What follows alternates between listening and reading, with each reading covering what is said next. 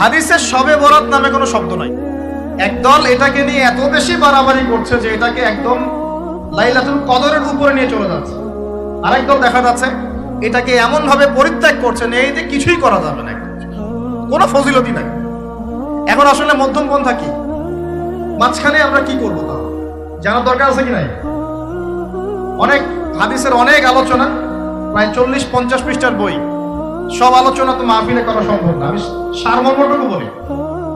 সারমর্ম কি? হাদিসের শবে বরাত নামে কোনো শব্দ নাই। এক নাম্বার কথা কি নাই ভাই? শবে বরাত নামে কোনো শব্দ নাই। আছে লাইলাতুন নিসফু মিনাশ শাবান, শাবান মাসের মধ্য রজনী। শাবান মাসের মধ্য রজনী। শাবান মাস কি? উত্তর, নবী সাল্লাল্লাহু আলাইহি ওয়াসাল্লাম রমজান মাসের পর যে মাসে রোজা রাখতে বেশি গুরুত্ব দিয়েছেন তার নাম শাবান। আয়েশা রাদিয়াল্লাহু আনহা তিনি বলতেন যে শাবান মাস আসলে নবী সাল্লাল্লাহু আলাইহি ওয়াসাল্লাম এত বেশি বেশি রোজা রাখতেন যে মনে হতো তিনি রোজা ছাড়বেনই না, সারা মাস রেখে ফেলবেন। বেশি থেকে বেশি রোজা রাখতেন শাবান মাসে। প্রশ্ন হচ্ছে কেন?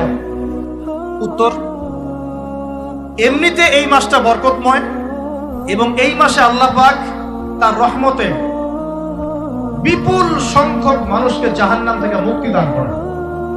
সুবহানাল্লাহ। নবী সাল্লাল্লাহু আলাইহি ওয়াসাল্লাম এই মাসকে তাজিম করতেন। এই মাসের সম্মানার্থে, এই মাসে আল্লাহর রহমত বরকতের স্বার্থে নবী করিম সাল্লাল্লাহু আলাইহি ওয়াসাল্লাম এই মাসে বেশি বেশি রোজা রেখেছেন। সুন্নত কি শিখলাম? শাবান মাসে বেশি বেশি রোজা রাখা সুন্নত। আরেকটা হাদিস মাথায় নিয়ে না, আজকে সারা ওয়াজ ভুলে গেলে এই ওয়াজটা ভুলেন না। কি হাদিস? নবীজি বলছেন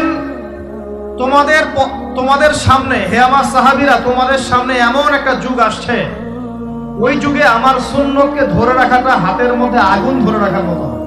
আমি অনেকদিন এই লেকচারে এই হাদিসটা বলেছি।